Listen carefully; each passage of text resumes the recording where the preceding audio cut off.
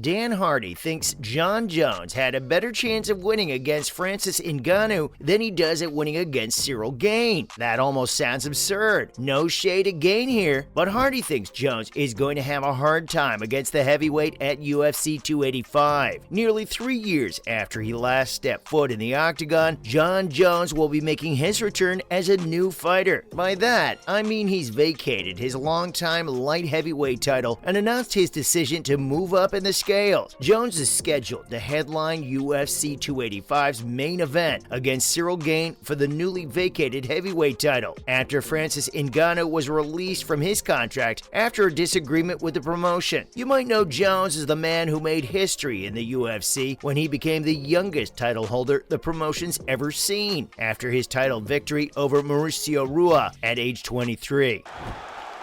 Jones to the body, and it is all over!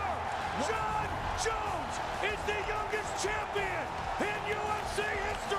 He kept the title from March 2011 till April 2015 and is currently leading the light heavyweight division as the man with the longest winning streak, most wins, and most title defenses. Fair to say, Jones isn't someone you'd want to mess with, but Dan Hardy thinks he's making a mistake by moving up the scales, and he'll find out soon enough on March 4th. According to Hardy, Jones is giving up his natural advantage. It'd be easy to call out the guy for being a hater. He's really not. If anything, Hardy's on Jones' side. So, why the discrepancy? Well, Hardy's looking out for Jones in a way. He claims that if the former light heavyweight champion moves up in the scales, he'd be forgoing a lot of his natural advantage. This means that Jones, who's established himself as a competitive force at 205, would have to learn the same agility, endurance, and skill as a heavyweight all over again. On paper, Jones has the better record. He's 26-1 MMA and 21 UFC.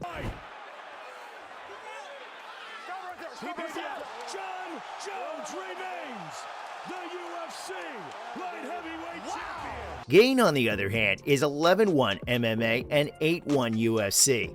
Oh, ankle lock attempt. Oh, he's going Why for it. not? He's looking for the heel hook.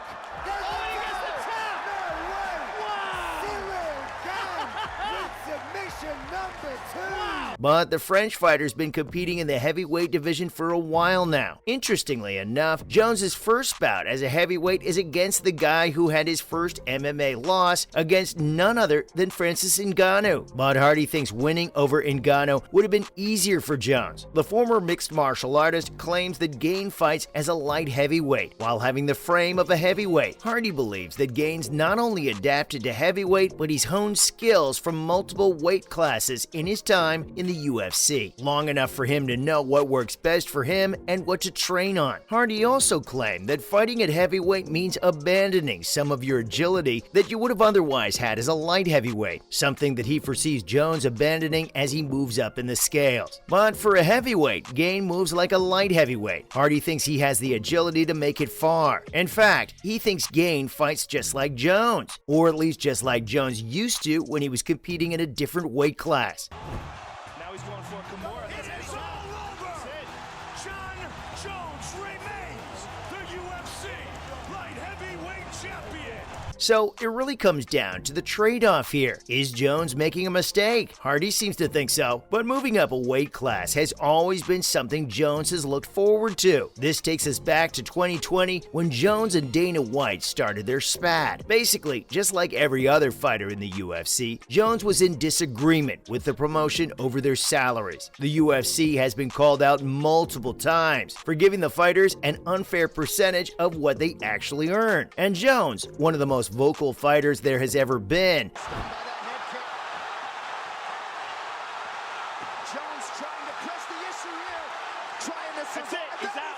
He's out. Jon Jones has done it. openly talked about his disagreements with the UFC president. Things came to a head, and the former light heavyweight title holder claimed that he'd even considered quitting fighting altogether because of how he'd been treated by the UFC. Fortunately, the two reached an agreement, and Jones released a statement via Twitter claiming that he was glad an agreement was made. But it came with a trade-off, apparently. Jones would be vacating his light heavyweight title for a shot to move up up to heavyweight, something frankly everyone's been hounding him over. If you thought Hardy was being hard on Jones, you have no idea how the rest of the world came down on the fighter for his decision to move up to heavyweight. After a 3-year hiatus, Jones decided the time to come back to the UFC was now that Ngannou had vacated his title. Basically, he wants to make his re-entry into the promotion as a heavyweight fighter, as the title holder on day one. Injury lawyer Steve Dimopoulos posted a clip of the UFC legend on Instagram, and fans had some opinions. One of them claimed that they couldn't believe the amount of strength Jones would have now as a heavyweight, but that was literally just one guy. Everyone else absolutely laid into Jones. Some even suggested that Steve had a better form than the fighter himself. Suffice it to say, people don't have a lot of hope for Jones making it far as a heavyweight contender in the UFC. Dana White might be the only one who's excited for the headliner. You don't get to be the president of the UFC and not be subject to controversy almost on the daily. Dana has had to fend off quite a lot of negative press these past few months. What with Slap League and slapping his wife and all. But before Slapgate, White was making headlines after almost every fighter in the UFC called him and his promotion out for their unfair monetary practices, including Ngannou and Jones. Jones managed to reach an agreement with the promotion, Ngannou did not. And while announcing the headliner at UFC 285, White took a jab at the new free agent. He claimed that despite what everyone had to say, the UFC was willing to offer Francis a massive pay rise. However, the former heavyweight champion refused to comply. White hasn't been coy with his disapproval towards Francis's decision to leave the UFC, becoming the first title holder to walk out. He claims that the French fighter wanted a way to make more money and fight lesser opponents, and the UFC wasn't willing to let him do that, which is why Ngannou is free to do whatever he wants, wherever he wants. There's a lot to unpack there. But for the time being, White's made it official that Jones and Gane will be headlining UFC 285. He had to announce it after doubts were raised about the matchup. Yep, a T-Mobile Arena employee almost cost Jones a chance at his title match. Someone's probably getting fired. My money's on the guy who leaked a banner that showed Gane and Jones as the contenders for the vacated heavyweight title. Steve Maracu had to do some damage control after the banner was leaked and took to Twitter to tell everyone that the display was premature. He claimed that the fight was not a done deal and that putting up the banner was a classic case of mix-up. Seemed awfully too accurate for being a mix-up. But anyway, the whole incident, while it might seem trivial, nearly cost Jones his shot at the title match. Jones had already said that he'd want his next match to be against Gane, but the banner went up before Francis officially announced his exit from the UFC and therefore jeopardized the promotion's chances of making major bank. But I mean, if you pit the world's pound-for-pound rankings number 11 and number 15 against one another, you're pretty much expected to make a lot of money out of it. That's all for the video. See you in the next one.